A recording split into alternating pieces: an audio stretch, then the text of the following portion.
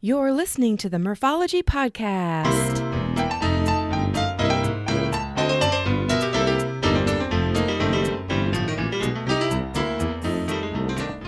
Thanks for tuning into the Murphology Podcast, aka Murph here to share interviews about biking experiences from cyclists who have pedaled to places all over. Each week, we will get to know new people and explore new destinations to ride your bike. As you listen to these adventures, you may wonder, why haven't I done that yet? Well, I'm still living the adventure of a lifetime, riding my bike across the United States. As of today, I'm taking a much-needed rest day off the bike in Austin, Texas, enjoying the luxury of a real bed while I stay with my brother and his family. Tomorrow, we'll be back at it, starting day 35 of 63 days. We're using the Adventure Cycling Southern Tier route, going west to east. We started in San Diego, California. Man, that seems like a long time ago. And we've pedaled across California, Arizona, New Mexico, and right now we're a little over halfway through Texas. We have had great luck with weather so far, as well as courteous drivers on the road. And I'm happy to report my team, we're still getting along after this much time together. So Andrea from the Just Go Bike podcast called me, and I gave her an update on my last few weeks on the road. So here is Andrea and I talking about life on the bike. Enjoy. Well, hey, Murph. It's great to talk to you again after a whole week. I could hardly stand it. Yahoo! How are you doing, AP? I'm great. I've been out biking all over the place, so I'm doing good. How are you? Good. Yeah, I have noticed that you have been outside of Iowa doing some biking. Is that true?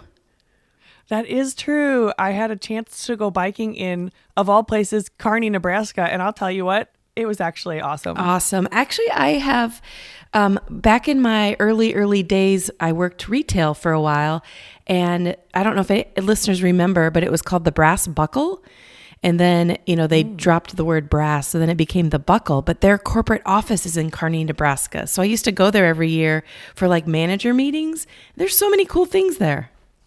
Well, that's awesome because I rode on a bike path called the Kearney Hike and Bike Trail, and it goes past that corporate office. Oh, does it? Or at least a warehouse. Yeah, that's I'm not awesome. sure. But the trail goes both through the campus of University of Nebraska-Lincoln, go Hawkeyes, and it also goes the other direction into the Fort Kearney State Park, which the time of year that I rode it was filled to the brim with sandhill cranes, which are migrating from Mexico to Canada. Oh, wow. So I saw like 300,000 cranes and ducks and other waterfowl while biking, and it was just incredible. Oh my gosh, that's awesome. And it makes the bike ride so much more interesting when you're watching things, while you're pedaling your miles. Absolutely. Now, the one trick is to stay on your bike while you're trying to look over your shoulder the whole time. Oh my gosh, that's awesome. Next time I'm bringing my binoculars, though. So yeah, but that sounds like good ragbri training. Absolutely. It was obviously extremely flat, but the wind there is no joke. Yeah. So yeah. I would love to go back there someday and do some more wind training. Yeah. Not. Speaking of ragbri, I know that I'm right because I have it on my calendar, but ragbri registration has closed, hasn't it? That's right. The week-long registration is closed. What about the procrastinators? You can get your day passes. Okay. Murph. Okay. Yeah. I've told that story several day passes. times that I missed the registration, but I was able to get 7 day passes. So I still made it on my ragbri. That's right. So it is good. It's bad if you missed the day, but you can do your day passes. Closing week-long registration also allows us to assign wristband numbers, which will allow the overnight towns to open up their housing request forms and also their parking request forms. So it's good to be in this place. Yeah, it's hard. So people can start making their plans. It's hard to remember that, as somebody who rides ragbri, I might look at my calendar and be like, why do I have to register so early?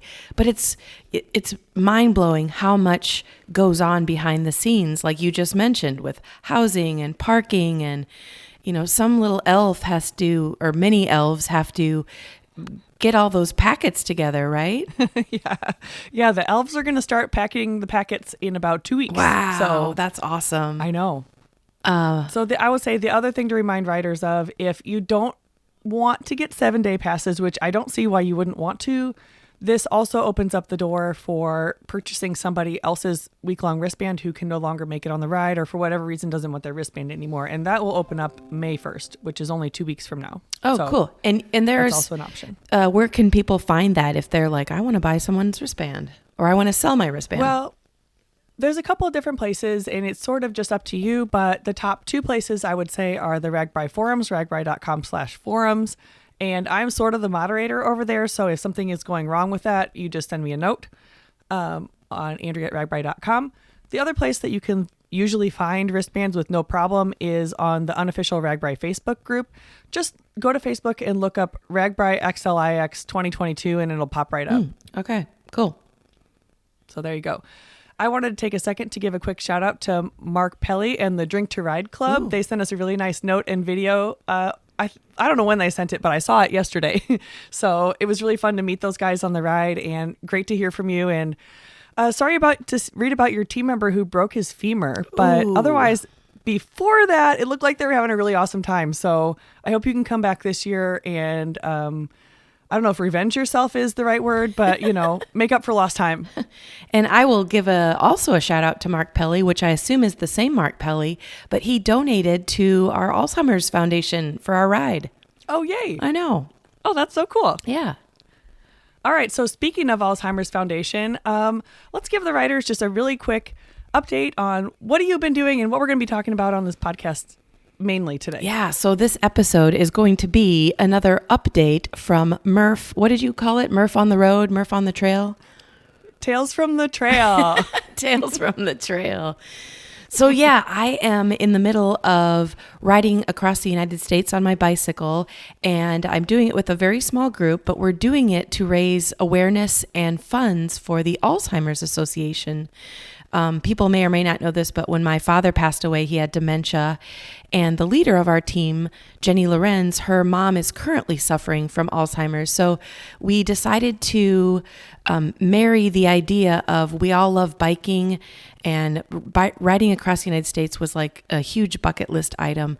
But then to take that and raise money along the way.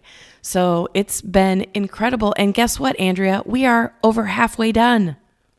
OMG. I know. Congratulations. Yay. How does that feel? Exhausting, to be honest with you. And it's pretty cool. We're following what's called the Southern Tier through adventure cycling. And so it's a pretty specific map, and it has us landing in Austin, Texas, for this segment. And what's so cool about Austin, Texas, it's where my brother and his family live. So yay. At this very moment, I got to sleep in a real bed last night, and I'm in their home recording. So you don't have to worry about all the wind and the birds and noises from in the background. So I kind of miss hearing those birds. If you could just cheep every once in a while. Beep, beep. we could We'd add a little ambiance. Yeah, we could add a sound of a bird chirping every once in a while. But no, I'm glad you had a good rest, and I'm glad you're maybe over halfway, just slightly now. So yeah, we are. Yep. That's a huge accomplishment. So I can't wait to hear more about it. So let's see. I saw you had obviously you posted to Instagram. You've been posting all the way across the country, and I saw your halfway there post, and I have a bunch of questions. Oh boy, here we go. So, okay. So first of all, it said that your group has eaten over 29 cans of Pringles. That's almost a can a day, Murph. Yeah, I don't know if I'm proud or a little embarrassed at that fun fact. Yeah. So what's your favorite flavor of Pringles? We all love just the red, the original. Our support driver will go get groceries, while we're out biking, and somehow Pringles ends up on the list every single time we need to get groceries. And so he started buying like 4 or 5 cans at a time. And there is a can of sour cream and onion. I think it's the blue can. And it somehow has been sitting there for a couple weeks. So it's obvious it's not our Pringle of choice. But I think, in real life, when I'm not on my bike every day, I do not really enjoy eating Pringles. But for some reason, they have the perfect amount of crunch and salt, and they're really easy. They aren't like a bag of chips where your hands are going to get all greasy. So it's funny because our support driver kind of goes ahead of us about 15 miles, and then he'll wait and we'll, get there. And then immediately we fill up our water bottles and we start eating something. And that can of Pringles is so easy. So it's just funny. And we're all like, what? We ate, what? 29 cans? But I admire that you were keeping track of that. I mean, it is funny. Yeah. So, and for those of you listening who maybe don't know, we have an Instagram page and a Facebook page called Team Biking to Remember. And I post every day kind of a little stats sheet of our mileage, our elevation, and then some fun pictures.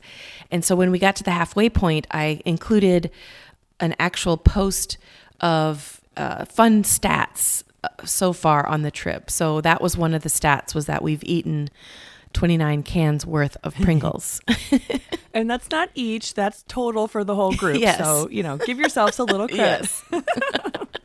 Yes. So that's one of the stats I had a question about. So the other question I had a stat about, or the other stat I had a question about was, you said you had 15 tire punctures as a group and broken spokes, other mechanical issues. How do you deal with those on the road, and how's your bike holding up? Oh yeah, that's a great question.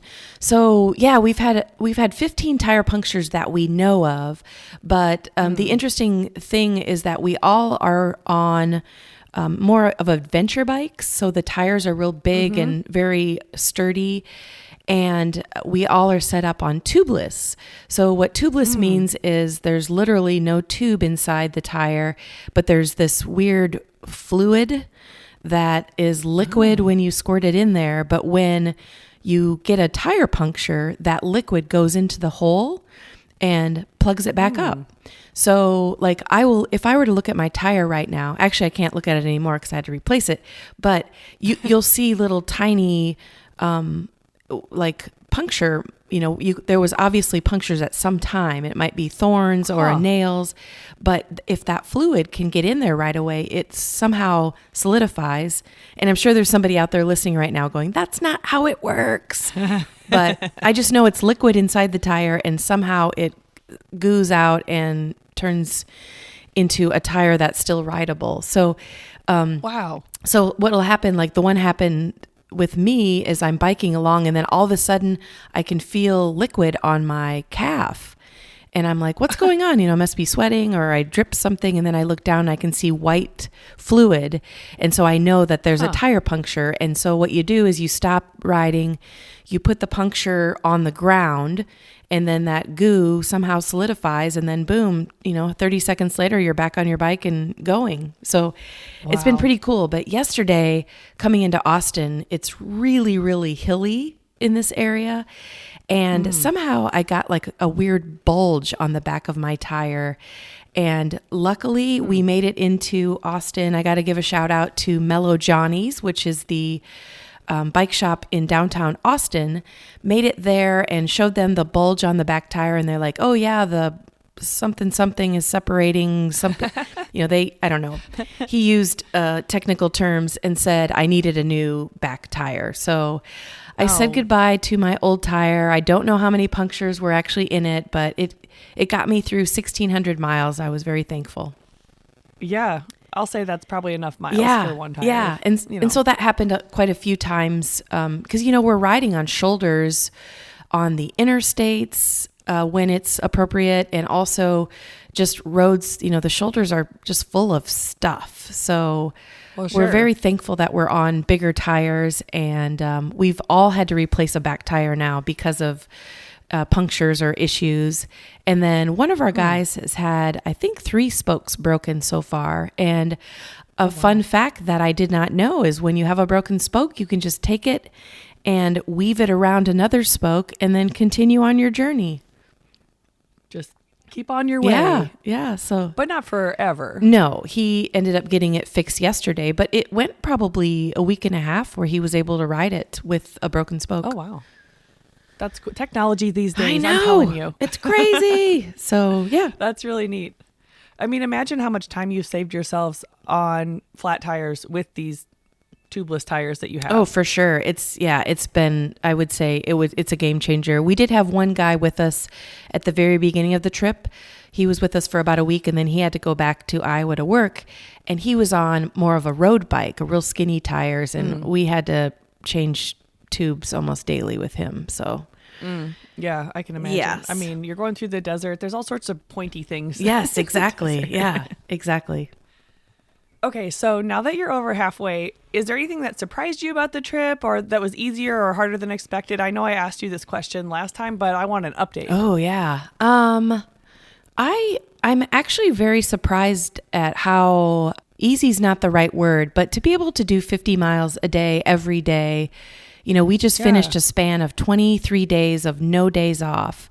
So I'm really excited to be able, my body's holding upright. I don't have any, people who bike all the time. Like I don't have any saddle sores, or I don't have any major issues with my body as far as knees or calves or legs. For a while there, the middle of my back would get really, almost go numb. And I think it was because a lot of times you're like holding on for dear life when you've got like, semi trucks passing you at 80 miles an hour, and you have 10 feet between you and these fast moving vehicles and climbing. Like, for example, we climbed, I don't think that I had done this yet when we interviewed last time, but in New Mexico, we went over a pass called Emery Pass. And that was, I think, 8,200 feet at the top of it. So that particular day, we ended up doing 6,200 feet of climb. And I'm pretty sure that's the most climb I've ever done in one day. And that wasn't even the hardest part of the day, Andrea. Oh my gosh. Yeah. So that particular day, we ended up doing 74 miles on our bike. So I'm impressed with myself that I was able to climb 6,200 feet. It all happened at once. You just had to kind of go in your smallest gear, and you were going sometimes 4 or 5 miles an hour, and you just, the grind to get up there. But we get to the top of the pass, and it's super windy and super cold. So we spent, maybe 5 minutes up there taking pictures, looking at the views, and then like, oh my God, I'm so cold. And luckily I had brought my, biking gloves with me. So I had those on. I put on both of my jackets, but going down was terrifying for me. Like I was just like, it's a pass, right? So it's windy roads. A lot of times it said speed limit 15 miles an hour. And of course, one of the guys with us just like yelled at me, "Don't use your brakes and put a grimace face on. Go for it." And I'm like, no. I mean, I'm literally like, with my brakes, like anytime I got over like 30 miles an hour, I was terrified. And so I had to stop several times on the way down because my hands were kind of like gripping too tight, on the brakes. Plus I was cold. Plus I was nervous.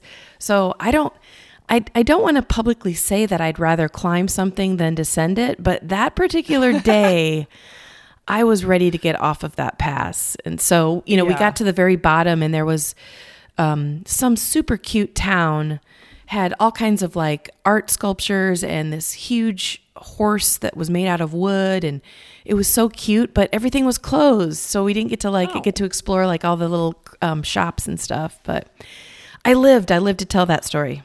Yeah. Well, and you should be proud of it, because that's a lot of climbing and that's a lot of descending also. Yeah. And I think not braking is easier said than done. Right. Yeah. And of course, the guy that told me that, I think he was at the bottom of the pass maybe half an hour before I was. So he's just like sitting on a guardrail, like, what have you guys been doing? Jeez. But I will tell you, one of the times we come around a corner and there was a cow standing in the middle of the road. So I'm ahead of a couple people, and I'm like, cow. And so then we all had to stop and be like, what are you doing here, buddy? Like, I don't know where he could have gone because it was straight down. So anyway, he just looked at us and we took pictures and went on our way. It's probably hiking the pass. Yeah. Yeah. He's setting some goals right. too. That's right. Yeah. He's probably doing his cow Strava. Cow Strava. Okay, so tell me a little bit about biking in Texas specifically. I know you've been there for some time now. So is everything enormous in Texas, or tell me what it's like? We have found Texas to be the most beautiful of the routes so far, with the exception of probably like the first 2 or 3 days in super, super West Texas. There's not much to see as far as, everything was brown. Everything was very flat. I think the excitement of the day was to see those dust devils just like pop up out of nowhere. But besides that, it was like, oh man, it's just the same sight. You could see the highway for probably 30 miles up. You just knew that's where I'm going. But one day it was like 30-mile-an-hour winds, and luckily we had a tailwind. So we were all not pedaling, just standing, looking around as our bikes are moving at 20 miles an hour, and we're doing nothing, standing there looking around. So that was pretty cool. Living the dream. Yeah. I mean, El Paso was beautiful. That was one of the, busier cities that we went through. We met up with the Alzheimer chapter of West Texas.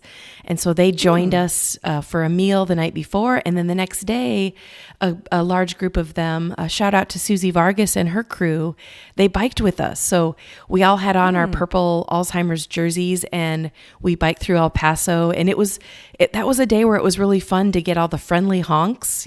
People were like, obviously those people are doing something. And so that was really fun. That's cool. Yeah. Oh, I love that. Well, and fun to connect with Alzheimer's group there. Yeah. I mean, I know you have been along the way, but it seems like a little treat each time you do. Yes. And speaking of treats, Marfa, Texas is an amazing little teeny town. They start advertising Marfa, Texas, like probably 30 miles before we get into the town. So you think that, it's going to be a huge metropolis.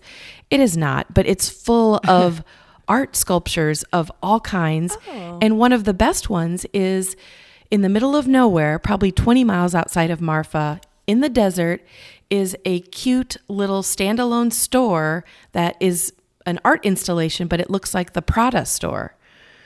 So you're biking along, nothing. And then there's a little teeny white building.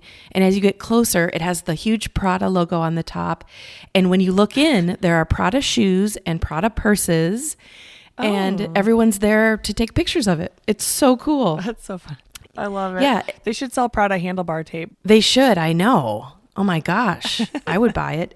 And then a few, maybe 15 miles further, closer to Marfa, there's these giant, like let's say 50 feet tall cardboard cutouts, or they're probably wood cutouts from the movie Giant. So they're like from the movie scene. So there's like I can't remember who the guy is in the movie, but him in a car, and then a big cutout of like a hotel. And so you can kind of like, be in that. And then they have music playing somehow. And again, it's in the middle of nowhere. So that was so cool. And then once we got into Marfa, we spent a few hours it was called Planet Marfa. And it was like this cool little bar restaurant. They had live music and like really good food, and it was all like open air. It was very cool. So if anybody's in West Texas, make sure you look up Marfa. You got to go. Love it. I saw you bike past Stonehenge. Isn't that in the wrong direction? Was that in Marfa or? That was somewhere near Kerrville, Texas, and it's called Stonehenge 2. And it is, I think it's made out of, concrete, so obviously it's not from aliens or whoever you think made Stonehenge in England. From aliens, Murph, just admit it. But Stonehenge 2 is probably the same size. It's huge. And we were, you can just walk right up into it. So if you look on my social media, you'll be able to see photos of we brought our bikes into Stonehenge 2. And that was really, really, really cool. That's awesome. Yeah. Okay, so you're biking, you see all these cool stuff. I know there were a couple days where you're biking without cell service at all. Yeah. Did you feel nervous about that at all? Because I was like, okay, I know Murph is fine, but where is she? It was a tiny bit liberating because every time you look at your phone, like there's 0 bars, there's nothing. So then you kind of are like, well, I'm just going to put my phone away and actually look around and not talk. And, you still have it to take pictures. So that part was good. Yeah. At night, it got a little bit, like being able to connect with our driver to make sure we're going to the right place or meeting at the right place took a little bit of extra planning. But for the most part, it was fine. We're only gone for out of the network. We were off the grid for like 2 full days. So that part was good. And, like I mentioned before, we have a driver who kind of keeps track of us. So that day we just made sure he was always 10 miles away from us instead of 15 or 20. So if some mechanical problem would happen, we could have one of our riders ride ahead, get the van or get the Jeep and come back. But nothing happened during that time. Well, thank God. I know you have lots of practice from Ragbri. So yeah, exactly. Yeah. You're well experienced. Yes. So I know one of your drivers, Tag. He's a friend of mine, friend of Ragbri, and he made some social media posts saying, talking about some really egregious roads that he had to drive the RV over. And allegedly he made it over that teeny tiny little bridge, but are the roads bad for biking, or are they overall good and just that was one bad example? Yeah, overall, the route is amazing as far as the roads that have been chosen. And again, we use the adventure cycling maps, which is called the Southern Tier. So all of it's kind of been chosen for us. So in that respect, we're a little bit blind as to where we're going to be going. We just look at the map and say, okay, Tag, this particular day he had the RV and the Jeep because we were moving forward to our next campground. And so, they're windy roads, and sometimes he would be like, wow, that got a little bit interesting, with the 35-foot RV and a Jeep behind it. And then the Jeep has bike racks on it. So then oh my gosh, we have bikes on the bike rack of the Jeep behind the RV because we have people coming and going that are biking with us. And so this particular day, we ended up on, they're kind of like farm roads that got real windy, beautiful on a bike, but on an with an RV, eek. And then in this part of Texas, wherever there's going to be, flash flooding or rainstorms, they basically, I think they're called fords, where the road becomes where the water flows. So there'll be signs saying, there may be water on the road ahead, and sometimes there was. And some of those bridges, like Tag was telling us last night that, I know that our RV's like 8.5 feet wide, and some of those bridges were like 8 3/4 feet wide. And so he'd have to stop and kind of look at him like, well, what other options do I have? So, well, yeah, I'm glad he made it. I mean, that picture looked like just barely wide enough on that bridge. Probably I wouldn't worry about the bridge falling down because the RV would straddle the whole bridge. You're right. Yeah. So there were a couple of days though where we kind of had to do some extra looking at the maps and decide that, okay, why don't you get on the main highway and then meet us here and we'll bike there, to meet you. Smart. So that we weren't, because some of those trees hanging down too, when you think about it, the RV is like, I don't know, 13 feet tall. So it was interesting. True. And he was laughing too. He goes, I bet you some of these farms, these ranches that we go by are looking out their window going, is that an RV on our road? Like, what the heck? I will say oftentimes the support drivers have just as many adventures as the cyclists. Oh yeah. He had a blast. And we have to give a shout out to Tag Musil. He, like you said, he is a friend of Ragbri, but we've been friends with him for a long time. And I got to give him such a high five for taking time away from his family to be a driver for us. And he is on a flight home to Iowa this morning. So we have a new driver joining us tomorrow. His name's Ed. And I think Ed has no idea what he's in for, but he is going to have the adventure of his lifetime. Well, it's too late now, Ed. All right. Good luck to you. Yeah. He better not listen to this before he flies down. Oh, he'll be all right. So speaking of cool people, tell us about some of the interesting or fascinating people you've met since we last talked. Yes. Anybody come to mind?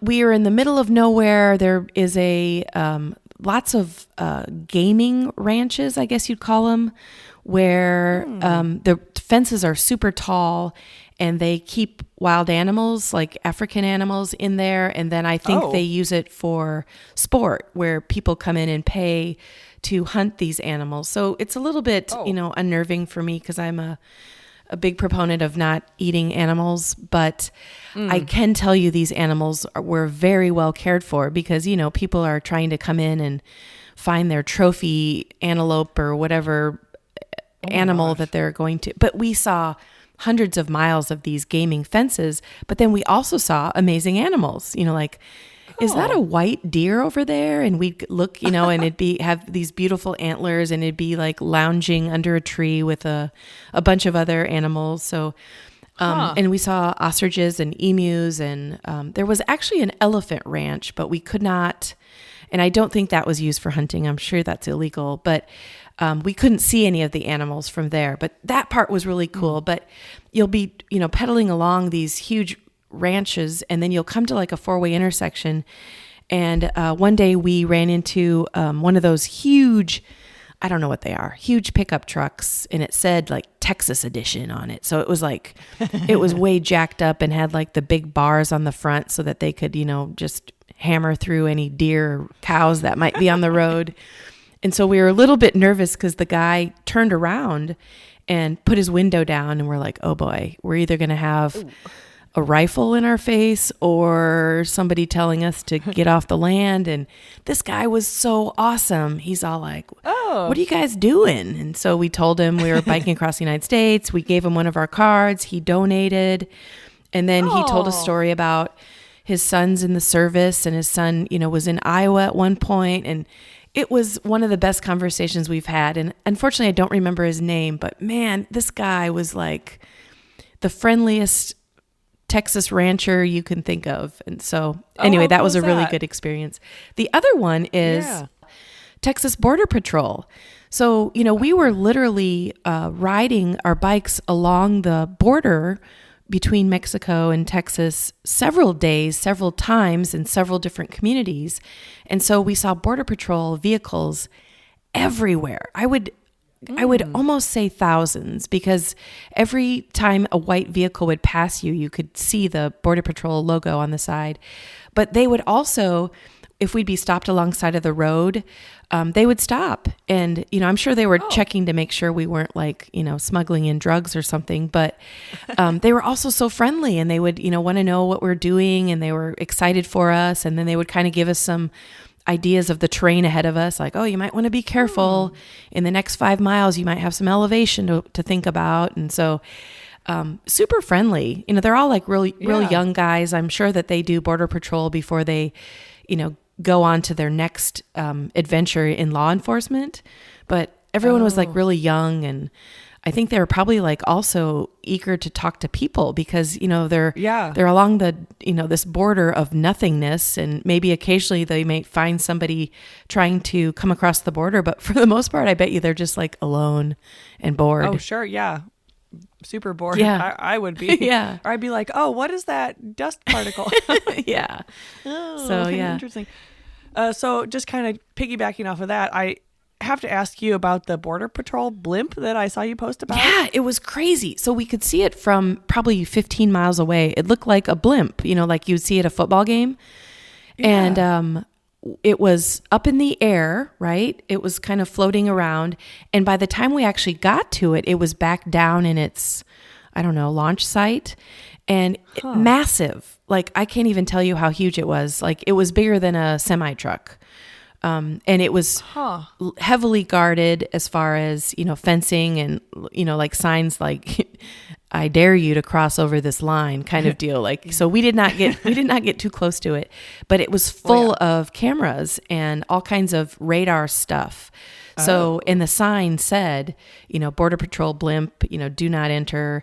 So we assumed that it goes up in the air, and then it must, scan hundreds of miles of making sure that the border is protected, or, whatever's happening at the border.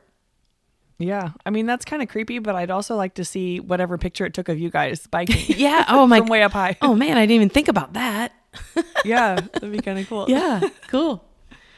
So, are there any other stories that you'd like to share from your ride so far since we've last talked? Any other cool things you've seen along the way, or landmarks, landscapes, anything like that? I'll share one more story before we end.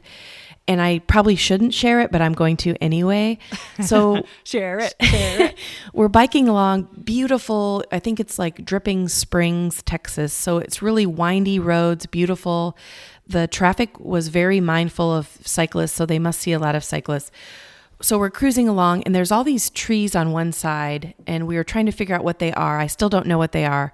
They aren't pecan trees.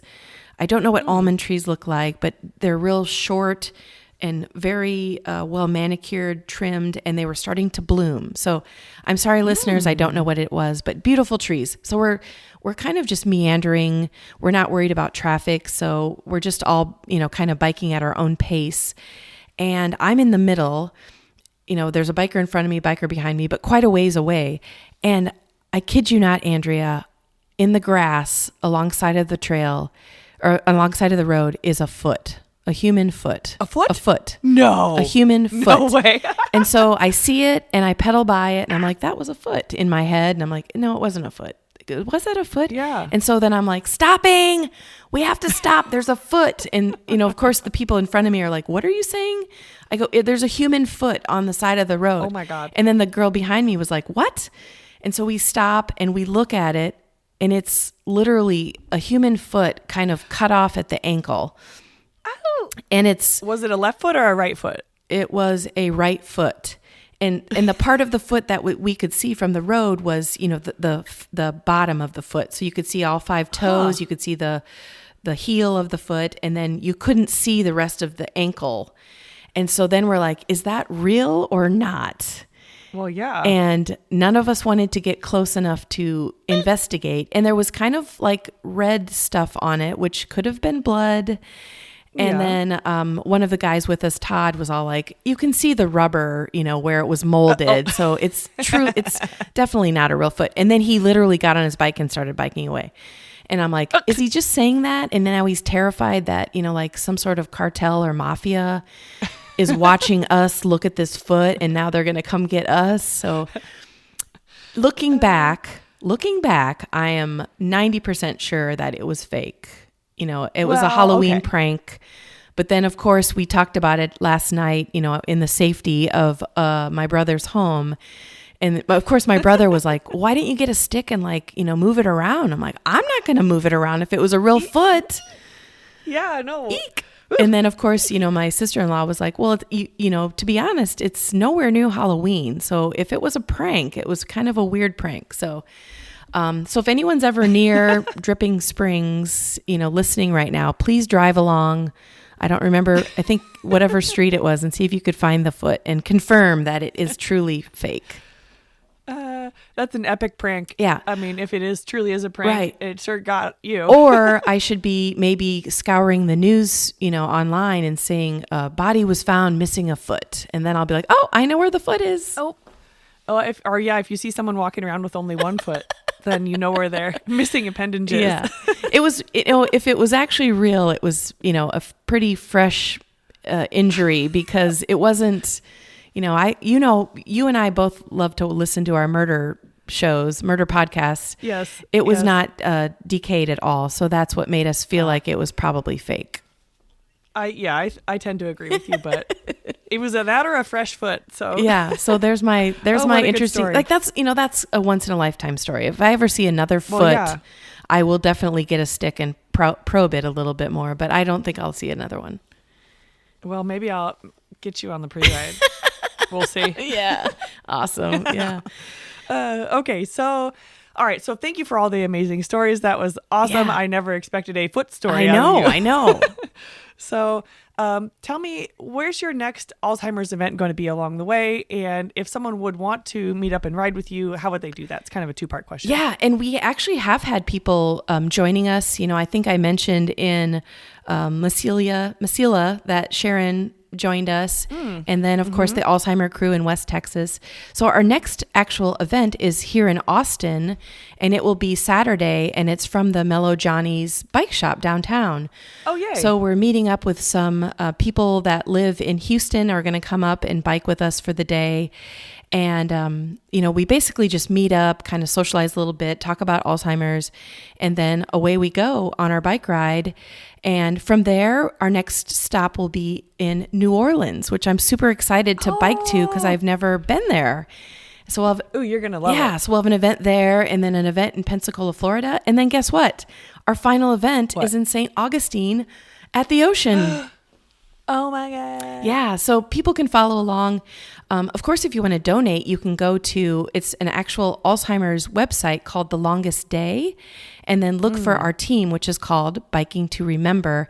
And I'm very proud to say we are almost halfway to our goal. We've raised over $25,000 already for Alzheimer's Association. We're pretty stoked about it. So, yeah, congratulations. Yay. That's a lot of money. I know. It's awesome. So, yeah, and hopefully people are following along with, either my Murphology podcast sites or Team Biking to Remember on both Instagram and Facebook, because I am updating it every day. And no, there is no picture of the foot, so nobody will ever see. Only the people listening will know that story. Yeah, that's how we know who listens to this podcast. They'll either bring up the foot or they won't. Yes, that's awesome. But so Team Biking to Remember. Yep, and it's it's amazing that I'm half done. I'll be done mid-May, and then it's time to start really getting deep into RAGBRAI. We'll be doing our RAGBRAI 101 series. We'll kick off again, and I know that both Andrea and I have been seeing a lot of messages come in, and we have lots of good episodes coming up, don't we? Yeah, we do. We've been sort of putting them all in the bank till we have a chance to record, and all the RAGBRAI 101s, of course, we're saving up to how we start the series. Yeah. But we have some good ones from you guys, so thank you so much. A lot of stuff we had never thought of to talk about. Yeah. So that's why we asked you, because we haven't been newbies for so long, so it's nice to get that fresh perspective. Yes, for sure. So, well, cool. Yeah. Well, Andrea, I guess I'll take one more day off, and then I'll back on my bike, and you're going to be on your bike doing some training, and we'll see you next week. All right. Happy trails. Well, listeners, that's it for this week. If you're interested in learning more about my bike tour across the U.S., go to my website, which is murphologypodcast.com, and click on the tab labeled Murph's Biking the U.S. Email me at murphologypodcast@gmail.com if you have a topic or the name of a cyclist you find interesting. Support my podcast at patreon.com/murphology and visit both my Facebook and Instagram pages for daily entertainment. Also, a quick shout out to Simmons Electric for sponsoring this episode. I have more great episodes in the pipeline, so I hope you continue to be a Murphology podcast listener. Thank you.